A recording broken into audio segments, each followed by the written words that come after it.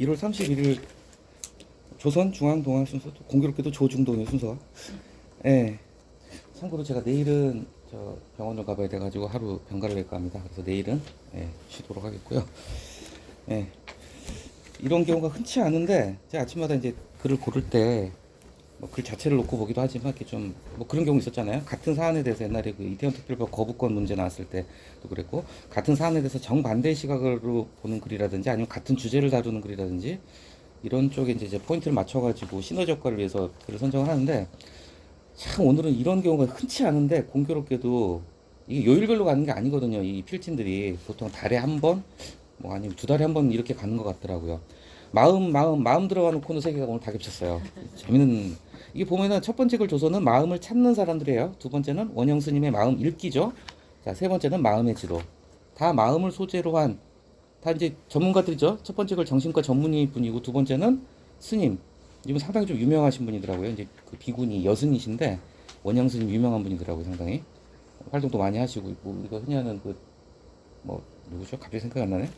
법륜스님 처럼 이렇게 굉장히 유명하신 분이고, 세 번째도 이분도 보니까 정신분석과 서울대 교수분이 쓴 글이고요. 그래서 이렇게 골라봤고, 뭐 글은 다 어렵지 않으실 겁니다. 근데 우리가 이제 뭐 논설문처럼 논설문 형식의 글만이 아니라 약간 좀 수필에 가까운 글들이랄까 할까, 이런 것도 좀 보면 좋죠. 좋은 글들인 것 같아요. 어떻게 보면 너무나 뻔한 얘기, 흔한 얘기를 한 건데 사실 우리가 너무나 잘 알고 있는데 실천을 못 하고 있는 것들을 얘기하는 거죠.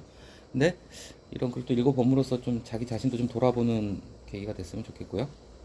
이걸 보면서 갑자기 그게 생각나는데요. 허영만 아시죠? 허영만, 만화가 허영만 아시죠? 유명한 게 이제 식객, 그리고 타짜, 허영만.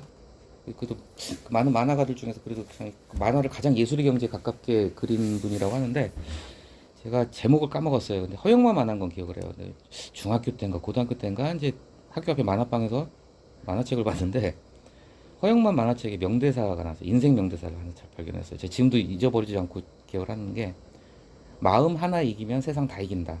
마음 하나 이기면 세상 다 이기는 거다, 그런 대사가 나왔거든요. 좀 건너 들어간 대사긴 하지만 그게 맞는 말인 것 같습니다. 진짜 공감하시겠죠? 마음 하나 이기면 세상 다 이기는 거예요. 근데 문제는 마음을 못 이기죠. 네, 그게. 재밌는 게 또 제목을 이렇게 유심히 보니까요. 자, 첫 번째 조선은 마음을 찾아요. 그렇죠? 또 두 번째는 마음을 읽는데요. 그리고 세 번째는 지도가 나오죠. 그죠? 읽고 찾고 하는 게 결국은 지도잖아요. 우리가 갈 길을 찾기 위해서 우리가 독도법이라고 하죠. 지도 읽는다고 독도법, 읽을 독자 써가지고 마음을 찾기 위해서 마음의 지도를 읽는 것, 이렇게 하면 또 말이 또 된다는 생각이 듭니다. 그 지도라는 건 두 가지예요. 두 가지. 뭐냐면은 내 현재 위치를 파악하고 내가 가야 될 곳, 내 지향점, 두 가지가 포인트예요. 지도. 내 현재 위치. 내 현재 위치하고 목적지를 갖다 이으면 그게 가는 길이 되니까요. 그렇죠. 그러니까 마음에 있어서도 그래도 이제 그런 게 굉장히 많이 들어가는데, 내 마음의 현재 상태를 갖다 들여다보고 관찰을 하고 그것하고 비교했을 때 내가 생각하는 바람직한, 내가 되고 싶은 마음의 상태를 비교했을 때 그 갈 길을 찾아가는 과정, 그게 이제 마음의 지도겠죠. 이제 그런 생각이 듭니다. 어, 첫 번째 이걸 보겠습니다. 제목부터 볼게요. 과거, 뭐 제목이 다 들어있어요. 과거 미래에 대한 생각이 많은 게 문제다. 살 길은 현재에 있다. 이게요, 그런 의문이 들어요. 쉼표 다음에 보통 같으면은 행복하게 살 길은 현재에 있다. 뭐 행복의 길은 현재에 있다. 행복이란 말을 넣어주면 좀 더 제목만 봤을 때 이해가 뭐 쉽거나 좀 흔히 봤을 때 좀 의미가 명확하겠죠. 근데 행복이란 말이 빠져 있어요. 예, 저는 그 점도 좀 주목을 했습니다. 맨 마지막에 나오죠. 아마 이분이 이제 뭐 불교 쪽에 좀 관심 있으신 분인데, 행복은 모르겠다. 굳이 행복이 뭔지, 행복의 정의를 내린다거나 행복을 추구하거나 하지 않는다는 거예요. 이분은 그냥 괴롭지 않게 사는 거. 근데 행복에 대한 그 격언 중에 그런 게 있어요. 행복은 나비와 같다. 내가 이렇게 손을 뻗어서 잡으려고 하면 자꾸 도망가요. 근데 내가 가만히 있으면 내 어깨에 와서 앉는다. 예, 행복이 나비와 같다. 갑자기 그건도 좀 생각이 난다. 빨리 보겠습니다. 어렵지 않은 걸 그러니까요. 사실 첫 단락에 주제가 다 들어있어요. 첫 단락의 첫 문장하고 끝 문장. 생각을 줄여야 합니다. 살 길은 현재 있습니다. 딱 이거면은 그냥 사실 이 얘기는 다 끝나요. 되게 길게도 썼는데 생각을 줄이고 지금 현재 집중하라. 이거예요, 결론은. 그리고 이제 이 글은 좀 약간 독특한 형식인 게, 이 정신과 전문의 전현수 박사가 직접 이 글을 쓴 게 아니네요, 보니까. 그죠? 김한수 기자라는 종교 전문 기자가 쓴 글이에요. 그런데 이 기자가 정신과 전문의 박사님을 이제 직접 뭐 대담을 하고 인터뷰를 하는 과정을 갖다가 이제 녹여내서 약간 이런 형식의 칼럼도 종종 있어요. 약간 좀 인터뷰 형식의 칼럼이라는 게 좀 재밌죠. 글 쓴 사람은 기자가 썼어요. 기자가 이제 박사의 말을 인용을 해서 그래서 따옴표가 들어갔죠. 생각을 줄여야 합니다. 정말 맞는 말 같아요. 두 번째 단락은 통으로 날려도 상관이 없어요. 이제 당연히 인터뷰 대답 형식을 취해야 되니까 이 전현수 박사라는 사람이 어떤 사람인지 좀 소개를 하는 거죠. 뭐 이런저런 활동을 하시고 의사이시면서 또 불교 뭐 책도 내신 분이에요. 세 번째 단락. 그렇죠. 다 누구나 그렇죠. 어떻게 괴로움 없이 사는 사람이 어디 있겠어요. 그죠? 근데 이제 여기서 좀 주목할 부분이 두 번째, 세 번째 문장에 보면요. 이렇게 나오죠. 병원에 오는 분들은 이건 것 같아요. 세상과 현실을 왜곡해서 보거나 객관적이지 않은 자기만의 대치를 세운다. 그러니까 왜곡 그리고 뭐 객관적이지 않은 같은 얘기잖아요. 있는 그대로 현상을 보는 게 아니라 자신의 어떤 선입견이라든지 자신의 과거 경험을 토대로 해가지고 뒤틀려서 본다는 거죠. 근데 이게 어떻게 되냐면은 뒤에 나오지만은 생각이 너무 많으면 그렇게 될 수 있다는 거예요. 과거나 미래에 대해 너무 생각이 많으면은 이게 생각이 계속 새끼를 칩니다. 그러면 이제 생각이 꼬리를 물면은 이제 안드로메다로 가는 거예요. 쉽게 얘기하자면은 별것 아닌 것도 진짜 크게 느껴지게 되는 거고요. 그래서 이제 그런 얘기를 하셨고요. 그 다음 단락을 보면은 이 단락 상당히 중요한 단락이죠. 이거 맞는 것 같아요. 마음은 한 번에 한 곳으로만 향하다. 이게 마음만 그런 게 아니라 우리가 그 어떤 오감이라고 할까, 집중력이랄까. 이제 우리가 뭐 일 잘하는 사람들을 놓고 이제 멀티태스킹 정말 잘하는 사람들이 있다. 근데 이게 멀티태스킹이 아니라고 합니다. 멀티태스킹이란 게 원래 진짜 멀티태스킹을 하려면 동시에 두 가지를 같이 하는 건데 그렇게 할 수 있는 사람은 절대 없대요. 인간의 이 뇌 구조가 그게 안 된대요. 그러니까 멀티태스킹처럼 보일 뿐이에요. 그러니까 이거 하다 저거 하다 번갈아 가면서 하는 거예요. 순식간에 이렇게. 그러니까 이제 이런 거죠. 예를 들면 이제 교향곡 같은 거 이제 클래식 교향곡 같은 경우 지휘자가 있단 말이에요. 근데 지휘자는 귀가 그렇게 좋아야 된대요. 귀가. 동시에 수십 개의 악기 소리를 한 번에 다 들어야 된다는 거예요. 한 번에 도 어느 부분이 틀렸는지 얘가 무슨 실수를 하는지 이걸 다 잡아내야 된답니다.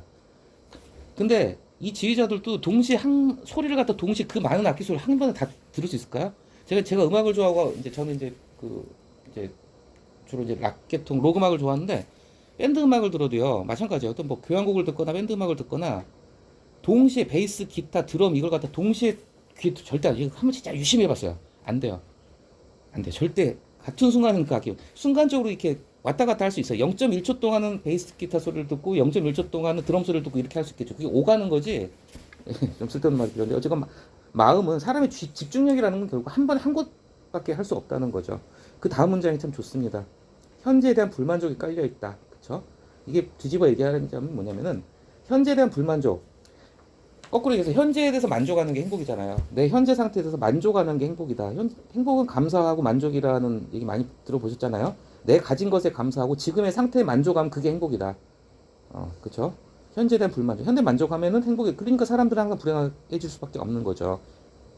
그래서 과거를 생각하고 이 다음 단락은 또 미래를 생각하고 멋진 표현이네요. 불교에서 말하는 맞지 말아야 할 두 번째 화살. 이게 자기가 자초에는 화살인 거예요. 이미 끝난 일을 갖다가 후회한다는 것 자체가 그렇죠? 이미 끝났어요. 근데 자기가 그 두 번째 화살 만들어가지고 만든다는 거죠. 그래서 세상 살면서 가장 쓸데없는 아무 쓸모없는 감정이 두 가지가 있다고 그러잖아요. 과거에 대한 후회, 미래에 대한 걱정. 왜냐?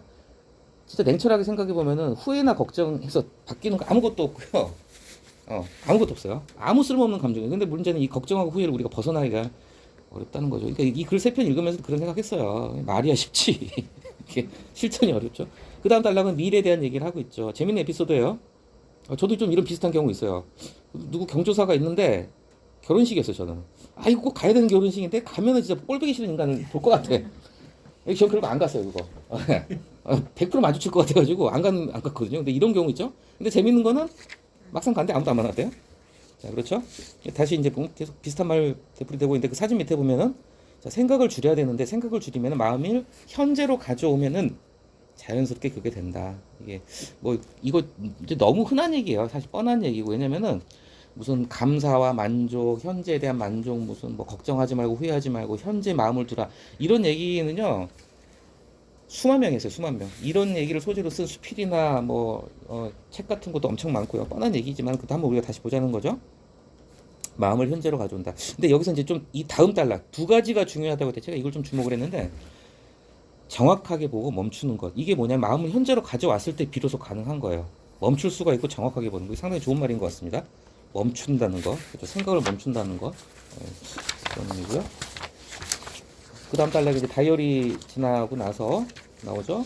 뭐 계속 같은 얘기예요. 사실은 좀 약간 경제성은 떨어지는 글입니다. 오늘 글들이 다 그래요.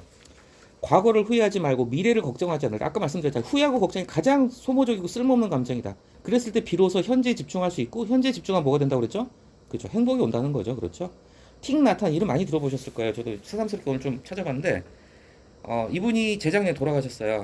돌아가셨는데 어쨌건 이제 최근까지 살아계신 분이니까 이제 불교에서 말하는 흔히 말하는 세계 4대 생불이 있대요. 생불 살아있는 부처. 그만큼 이제 뭐 득도의 경제가 높은 분인가 봐요. 찾아봤는데 그냥 듣기만 해보시면 될 것 같아요. 우리가 잘 아는 그 티베트의 달라이라마 그리고 이제 그 베트남의 이제 틱나탄 스님 그리고 처음 들어보는데 캄보디아에 무슨 고사난다라는 스님이 있나 봐요. 근데 재밌는 게 세계 4대 송불에 우리나라 스님이 계세요. 숭산 스님이라고 저 솔직히 잘 몰라요. 이름은 들어봤는데 숭산 스님이란 분이 우리나라에서 별로 안 유명한데 외국에서 엄청나게 이분이 인정받는 분이랬는데 이렇게 네 분이 살아있는 부처라고 일컬어지는 불교에서 근데 이제 틱나탄 스님은 돌아가셨고요. 그 다음 그렇죠. 전에도 한번 이런 걸 봤던 것 같은데 비교지를 끊으면은 행복해진다 그러죠. 예, 뒤에 나오죠. 인스타 하지 말라고. 예, 비교가 일상이 된 세상. 저는 이 단락에서 굉장히 정말 인상 깊었던 부분이 뭐냐면 중간에 따옴표 들어가 있죠. 누구나 인생은 총합으로 놓고 보면 비슷합니다. 이거 진짜 저는 좀 공감을 해요. 전체로 봤을 때 인생을 살다 보면 힘든 시절도 있고 좋은 시절도 있잖아요. 그죠? 내가 주머니가 빈털털 때도 있고 모처럼 좀 주머니가 두둑할 때도 있고 시기마다 이렇게 어떤 그 사이클이라는 게 있는 걸 갖다 전체 합쳐보면은 사실 물론 차이는 어느 정도 있겠지만은 누구나 인생은 전체로 보면은 다 비슷하다. 삼성 이재용 회장이 마냥 행복한 삶은 아닐 거예요. 그만큼 어깨에 짊어진 짐이 얼마나 무겁겠어요. 근데 우리는 그런 부담은 없잖아요. 그죠? 그런 걸 전체로 놓고 보면은 비슷하지 않을까? 그리고 이제 그 다음 단락도 너무 그냥 제껴도 되는 단락입니다. 이제 이 박사님의 얘기를 한 거예요. 뭐 다이어리에다가 한 가지 좀 이렇게 좀 특이한 못 보던 단어가 나오는데 이건 제가 미처 못 찾아봤네요. 어디서 나온 말인지 불교에서 나온 건지 어쩐지 불교 같은데 탐진치 앞에 설명 있죠. 탐 우리가 식탐할 때 탐이에요. 탐내고 욕심부리고 진 우리가 진노하다 할 때 잘 안 쓰는 표현인데 진노하다 그러잖아. 화낼 때 그 분노의 뜻이고요. 치가 이게 이제 어리석을 치자예요. 근데 이게 참 갑자기 이거 오늘 아침에 슬로우 뉴스에서 봤나 아니면 다른 컬럼에서 봤는지 헷갈리는데 슬로우 뉴스였던 것 같아요. 치매를 갖다가 이제 그 일본 같은 경우는 이제 인지장애 뭐 이런 식으로 명칭을 바꿨다고 그러고 우리는 이제 바꾸자는 얘기가 나와요. 이제 치매를 좀 이렇게 양성화하고 부정적인 인식을 없애자는 뜻에서 이 치매 진짜 어리석을 치자예요. 굉장히 비하적인 표현입니다. 어리석을 치자에 매도 하여튼 뭐 정신 나갔다 그 뜻이에요. 뭔가 이렇게 좀 쉬었다. 그래서 갑자기 그 생각이 나네요. 어리석을 치자예요. 어쨌든 이거 뭐 박사님 개인 얘기니까 제끼시고요. 이 단락 참, 저 깜짝 놀랐어요. 이거 전체 해결을 할 것 같아요. 생각을 멈추는 가장 간단한 방법. 물을 가득 채운 컵을 갖다가 테이블에 소리 내지 않고 내려보아라. 그렇죠. 컵을 들었다가 내려놓는 몇 초 동안 다른 생각이 나지 않았다. 네. 이 불교 신자답게 이 박사님은 그래요. 굳이 행복이 뭔지 뭐 모르겠다. 관심도 없다 이거예요. 행복이라는 걸 갖다 아까 나비 얘기했잖아요. 네, 행복해지겠다. 행복을 추구하고 잡기 위해서 노력하면 행복은 도망가 버리지만 가만히 있으면은 관심이 없어 하면 나비는 내 어깨에 앉는다. 그 얘기도 생각이 나네요. 첫 번째 글이었고 두 번째 원영 스님의 마음 읽기. 오늘 글 중에서 저 이게 좀 제일 난 것 같다는 생각이 듭니다. 첫 번째 글도 좋았는데 이 글은 나름의 반전이 들어간 글입니다. 왜 반전이냐? 뒤에 그 무슨 부족 얘기 나오죠? 바벤바 부족 얘기를 하는데 왜 반전인지 이따 설명을 드릴게요. 반전이란 표현이 맞는지 모르겠지만 어떤 일화가 주는 교훈을 갖다가 보편적인 해석, 사람들이 흔히 하는 해석을 갖다가 1차적으로 달아놨지만은 그 이면에 모든 순간이 남는다는 얘기를 또 하고 있다는 부분이 이제 뭐 읽으시면 아실 거예요. 근데 첫 번째 단락은 이제 자기 개인 낯선 용어들입니다. 포설 이런 거 처음 들어봐요. 아무튼 어쨌건 뭐 동안건 아시죠? 하한고 동안거라고 있어요. 이게 스님들은 그런 게 종교 의식인데 여름아, 겨울동 그래서 여름하고 겨울에 일정 기간 동안 뭐 소위 말하면 수도원 들어가는 거랑 비슷해요. 뭐 거의 금식기도 하시고 이제 그냥 정말 아무도 안 만나고 정말 면벽 수양하시는 그런 기간이래요. 아무튼 자기 이제 경험. 이분도 이제 스님이지만 어쨌든 사람이에요. 사람이다 보니까 꼴보기 싫은 사람 마주쳤나 봐요. 마음이 흔들렸어요. 그러니까 마음이 이제 흔들리니까 영불이 들리겠어요 귀에? 마음이 산란해진 거죠. 중요한 거 육체와 정신이 하나가 되지 못했다. 앞에서 말했던 마음을 현재로 가져오지 못했다는 거죠. 이게 그런 뜻인 것 같아요. 육체와 정신이 완전히 하나가 된다는 게 뭐냐면 집중이라는 거잖아요. 집중을 해야지 뒤에 나오는 문장 맑은 정신으로 돌아오는 거. 육체와 정신이 하나가 되지 못했다. 마음이 딴 데가 있는 거죠. 마음을 현재 그냥 내 안에 둬야 되는데 그러지 못했기 때문에 집중을 하지 못했고 집중을 못하면 맑은 정신이 되지 못한다는 거예요. 박수 지나가고 그림도 지나갈게요. 이처럼 하루하루 살면서 우리는 자주 자신을 놓친다. 그렇죠. 몸은 여기 있으면서 마음은 딴 곳에 뭐 대부분 그렇게들 살아가죠. 여기 이제 따옴표 안에 참 좋은 말이 나왔습니다. 마음이 지금 여기. 이거 뭐 제가 한 얘기가 아니라 굉장히 유명한 표현인데요. 한번 보시겠어요? 제 기준으로 써가지고 악필이라 죄송합니다. No hair잖아요. No hair. No hair. 어디에도 없다는 거죠. 어디에도 없어요. 세상 어디에도 없다. 행복을 여기다 대입을 해볼게. 행복. 난 자꾸 불행해하고 비관론에 빠진 사람이 이럴 거야. 행복은 내 인생 행복은 어디에도 없어. No hair. 아무데도 없다. 근데 no에서 끊지 말고 이걸 갖다 now에서 끊어보면요. 여기다 심표만 찍어보면 now here잖아요. 지금 여기. now 지금 여기에 행복이 있다. 이건 제가 뭐 만들어냈다기보다는 이런 얘기 있었어요. no here냐 아니면 now here냐. no here로 볼 것인가 행복을 갖다가 봤을 때 now here로 보고 바로 지금 여기 나왔죠. 지금 여기에 없다면 그 자신을 잃어버린 거다. 앞에 나왔던 얘기랑 똑같은 얘기입니다. 그 다음 문장 나오죠. 이 자리에서 내가 지금 이 존재가 깨어 있으려면은 과거나 미래를 떠도는 마음을 현재의 나에게로 데려와야 된다. 똑같은 얘기 하시는 겁니다. 자, 그런데 여기서요.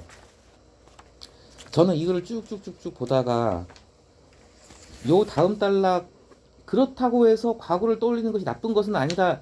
그러니까 처음 읽을 때 제가 이제 보통 이거 하게 되면 저는 한 4번, 5번 읽거든요. 처음 읽을 때는 이 부분이 약간 사족인 것 같다는 생각을 얼핏 했어요. 딱 봤을 때. 글의 흐름에서. 왜냐면 바로 앞에서 현재를 강조하는 말을 했는데 과거를 떠올리는 것이 나쁘다는 것은 아니다. 왜 뜬금없이 뭘까? 빼도 되는 단락이라는 생각을 잠깐 했는데 그 다음에 바벤바 부족 얘기 끝나고 나서 이제 나오는 게 이게 반전이라는 거예요. 바벤바 부족의 일하는 우리가 착하게 살자. 그 성경 말씀 나오죠. 용서하라. 그럼 너희도 용서를 받을 것이다. 이게 어떻게 보면 바벤바 부족. 바벤바 부족은 참고로 이거 약간 역전합 처갓집입니다. 바가 부족이라는 뜻이래요. 벤바 부족이랍니다. 이게 원래 벤바 부족인데 사람들이 이렇게 이분 이제 어디서 인터넷에서 긁어온 거예요. 그러다 보니까 이렇게 된 건데 벤바 부족. 예? 어쨌건 벤바 부족 얘기를 보면 사람들이 흔히 이제 정말 예쁘게 뭐 진짜 뭐 다 읽어보셨으니까 이런 내용인데 이분은 여기서 뭘 봤냐? 사람들이 다 기억을 하는구나. 내 업보가 남는구나. 이 얘기를 하고 싶은 거예요. 그렇기 때문에 앞에 나온 과거 얘기는 사족 단락이 아닌 거예요. 그래서 이 단락이 중요하다는 겁니다. 그러니까 우리가 글을 쓸 때도 어떤 복선 소설이나 이제 드라마나 영화에서 말하는 복선 같은 그런 게 필요할 때가 있어요.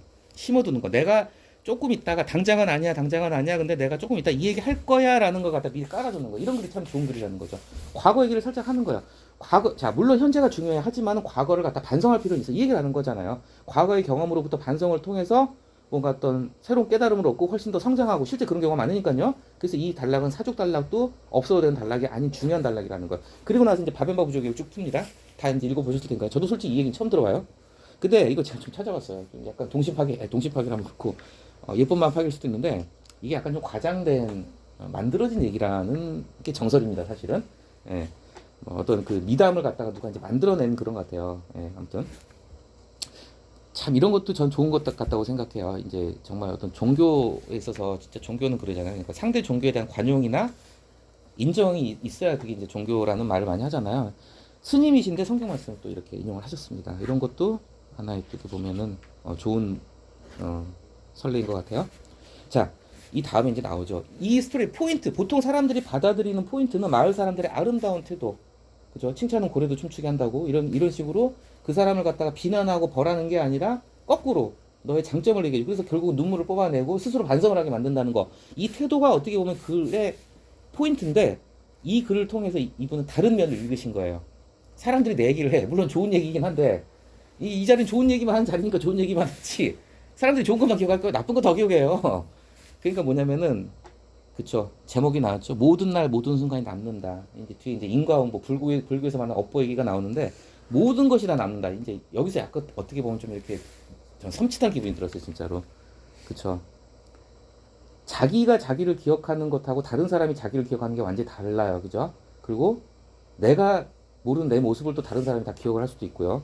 참 모든 것이 남는다. 내가 아니어도 남이 나를 기억하는구나. 그래서 얘기를 하는 거죠. 이제 그 다음 두 단락은 이제 마무리를 합니다. 과거 그냥 지나가는 게 아니라는 거죠. 결국 그게 다 업보다. 그렇죠. 자, 세 가지 표현이 다 똑같은 표현입니다. 이 단락에서 내가 만든다. 그 다음에 자신이 직접 쌓아온 내가 엮은 나의 목 다 같은 말이에요. 어떤 같은 말을 어떻게 표현하는 게 좋을까? 이런 거 한번 공부할 거리가 되는 것 같아요. 내가 만들고 직접 내가 쌓은 거고 자신이 직접 쌓고 내가 엮은 것이고 내가 나의 몫인 것이고 뭐 중화함경이라는 이제 불교 경전이겠죠. 거기 보면은 뭐 이런 얘기가 납니다. 이거 좀 무슨 말이죠? 죄 지으면은 현세나 후세 반드시 벌을 받는다. 자, 과보는 간단합니다. 인과응보 생각하시면 돼요. 인과응보 줄이면 그냥 과보예요. 인과응보, 과보 많이 쓰는 말은 아니지만은 과보, 그냥 인과응보입니다. 우리 인과응보라는 말을 많이 쓰잖아요. 그렇죠? 마지막 문장이 멋있죠? 사소한 행실일지라도 본분을 지켜가며 지혜롭게 자유롭게 살아가는 길. 아, 참 배울 게 있는 글이었던 것 같아요. 자, 세 번째 글은 마음에 관한 글인데 이제 앞에 두 글은 어떻게 보면 개인의 삶에 있어서 우리가 이렇게 사는 게 좋겠다는 어떤 그런 교훈을 주시는 그런 글들이었는데요. 이제 이 글은 이제 이 결국은 증오의 문제를 다루면서 사회적인 부분을 다루고 있습니다. 내용은 다 읽어보셨겠죠. 이 글은 조금 경제성은 떨어져요. 제가 봤을 때. 이 글을 제가 봤을 때 반으로 요약해도 돼요. 네, 약간 중언, 부언도 많고요. 문장이 또 상당히 사설에서 우리가 처음 보는 것 같아요. 아, 존댓말 사설입니다. 이거 보기 드문데. 존댓말 사설. 자, 산불처럼 번지는 증오. 왜 산불이라는 표현을 썼을까요? 그것도 생각을 해보셔야 돼요. 제목 같은 걸 왜 산불처럼이라고 했을까요? 산불이 무서운 게요. 순식간이래요, 순식간. 우리가 화재는 다 무섭지만요. 아파트 화재나 여러 가지 화재가 있잖아요. 다 물론 있어서는 안 되는 재난들인데, 산불은 쉽게 말하자면 아파트 화재 같은 경우는 생각하기도 끔찍하지만 보통 뭐 콘크리트 같은 거에 있다든지 방화벽이나 철문이 있잖아요. 일반 건물에서 나는 불은 그래도 그 확산 속도를 갖다가 인공 시설물이 어느 정도 차단을 해준단 말이에요. 근데 산불은 그게 없잖아요. 뭐 나무밖에 없는데. 그래서 산불이 진짜 무서운 게 순식간에 여담이지만은 그 이제 우리는 안 합니다만 산불 구멍 이제 봄에 나가거든요. 근데 가끔 산불이 심한 해 같은 경우는 진짜 뒤에 물통 지고 해봤어요 혹시? 저는 물통 지고 몇 번 올라가 봤는데 그 우리 시 같은 경우는 안타까운 사고가 있었던 게 96년 4월에 산불 진화하다가 산불 진화 대원들이 돌아가셨어요. 그때 공익근무위원하고 당시 팀장 지금으로 말하면 이제 녹지과 이제 산림 보호팀장 같은 역할을 하셨던 팀장 한 분이 돌아가셨는데 안타깝죠. 저쪽에 어디 가면 추모기도 있어요. 매년 추모식도 하고 추도식도 하고.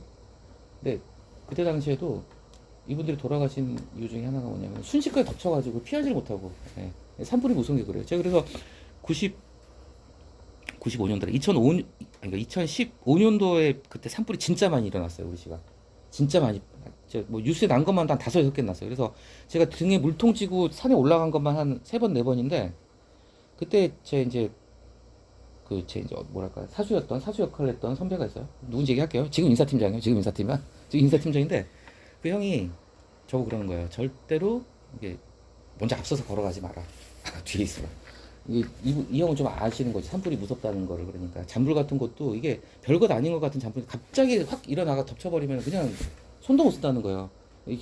말이 길어졌습니다. 산불처럼 그래서 갑자기 확 번지는. 그러니까 이게 증오라는 게 한번 번지기 시작을 하면은 아까 말씀드린 아파트에 콘크리트나 방화문이 없다는 거예요. 그냥 산불처럼 그냥 확 번진다는 거죠. 자, 증오. 혹시 한자 풀이 보셨나요? 증오. 자, 재밌어요. 미워할 진짜 미워할 오자예요. 얼마나 미우면은 미워한다는 뜻을 2개를 붙였겠습니까? 실제 국어사전 찾아보면은 몹시 미워함이라고 그래서 그냥 미워하는 게 아니라 무지막지하게 미워하는 거예요. 미워할 진짜 미워할 오자. 한자 2개를 겹친 이유가 바로 그겁니다. 예. 엄청난 거죠.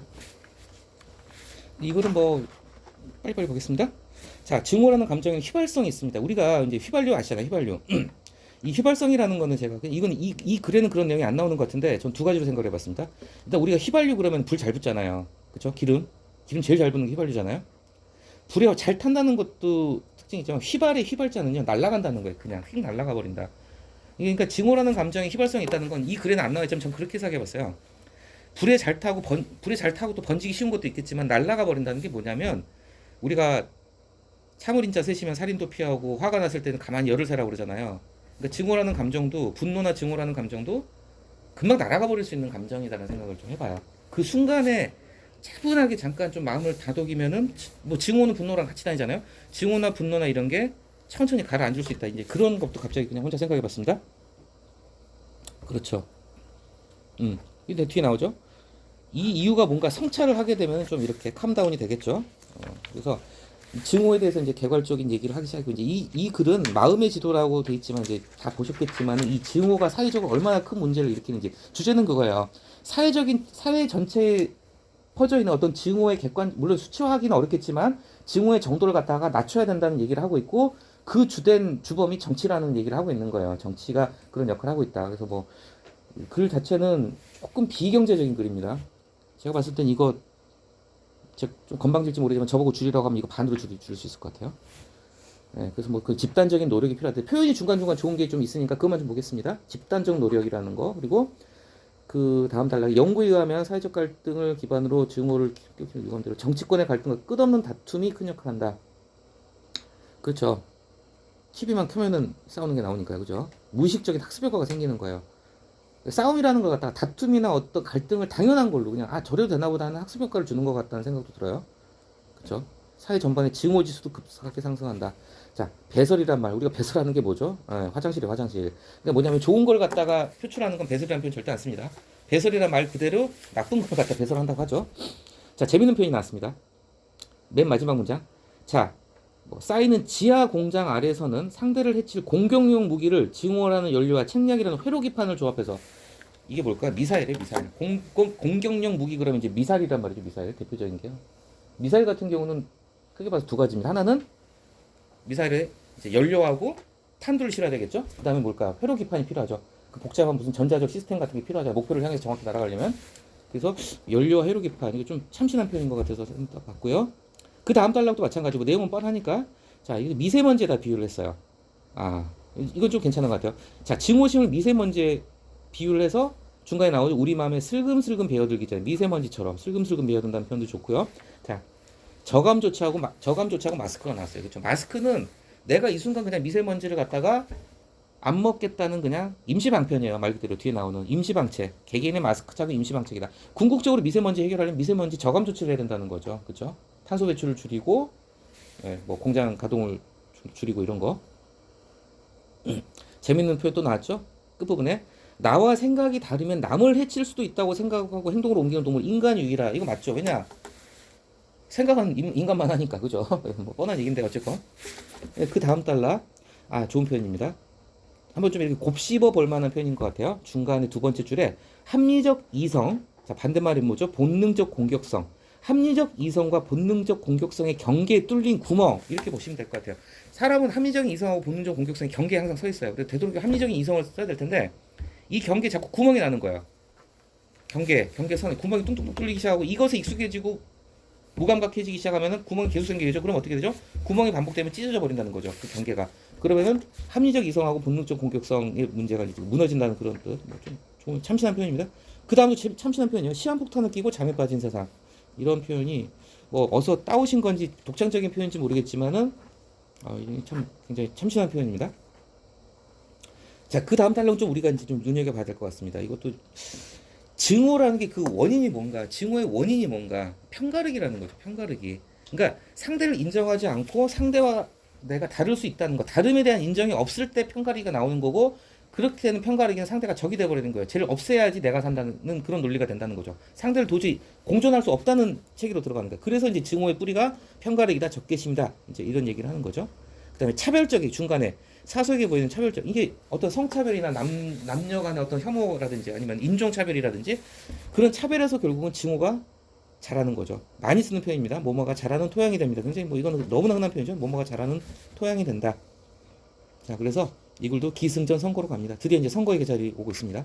선거의 계절, 증오의 계절이다. 가장 치열하게 싸우는 시기고 정말 온갖 못된 짓을 다 합니다. 말로. 그렇죠? 그 다음 단락 증오는 전염됩니다. 산불처럼 퍼집니다. 뭐 읽어보시고요. 자, 그 다음 단락도 뭐 이제 표현만 보겠습니다. 그 이제 마지막 단락이에요. 마지막 단락 약간 뒷부분에 보면은 증오가 사회 전반에 토착화되는 것을 차단해야 됩니다. 토착하고 바꿔 쓸 수 있는 표현이 뭐가 있을까요? 바로 앞에서 우리가 봤는데 뿌리 내리기 있었죠. 뿌리 내리기 앞에 뿌리 내리기 이게 토착하고 같은 뜻입니다. 이런 걸 이제 좀 이게 눈여겨 보시면 좋아요. 뭐 이 단어를 뭘로 바꿔 쓸 수 있을까? 네, 그런 거. 그러니까 유의어라고 그러잖아요. 비슷한 뜻의 단어를 갖다가 많이 이렇게 좀 고민을 해보고 찾아보고 하면 글쓰기 실력이 많이 는다고 저는 생각이 들어요. 그러니까 이건 저만 그렇게 생각하는 게 아니라 이건 제가 엊그저께 페이스북에서 봤는데 페이스북에 광고 옛날에 안 그랬는데 왜 이렇게 페이스북에 광고가 많이 뜨나요? 페이스북 광고에서 봤는데 무슨 광고예요? 광고인데 그런 거더라고요. 애들을 대상으로 무슨 광고 같은 건데 좀 약간 제가 좀 특이해가지고 눈여겨봤어요. 뭐냐면은 이제 국어 쪽인데 유의어를 가르치는 게 중요하다는 그런 걸 썼더라고요. 비슷한 뜻을 가진 말들, 그러니까 동어 반복을 피하기. 제가 이제 자꾸 이런 걸 말씀드리는 게 그걸 많이 할수록 어떤 어휘력이 풍부해지고 문장력이 좋아진다. 그건 제가 공감하는 바입니다. 좀 눈여겨볼 게 뭐냐면 일상의 탈정치화. 아, 이게 중요합니다. 일상의 탈정치화. 이게 왜 필요하겠습니까? 지금 이번에 이재명 습격 당했죠. 그리고 배현진 의원 돌 맞았죠. 이게 뭐냐면은 거기 너무 몰입이 돼버린다. 물론 그 중학생 같은 경우는 별 얘기가 다 나오고 있습니다. 약간 뭐 우울증 얘기도 나오고, 근데 어쨌건 이재명 대표 같은 경우는 이런 정치 테러가 많이 나오는 게 말 그대로 진짜 쟤를 죽여야 되겠다는 그런 뭐에 씌인 거죠. 완전히 그냥 몰입이 된 거예요, 그냥. 근데 그럴 필요가 없다는 거죠. 우리 일상에서 정치를 좀 떨어뜨려서 놔야 된다. 몰입되지 말자 그런 뜻이죠. 일상을 갖다가 정치에 너무 휘둘리지 말자 그런 얘기인 것 같습니다.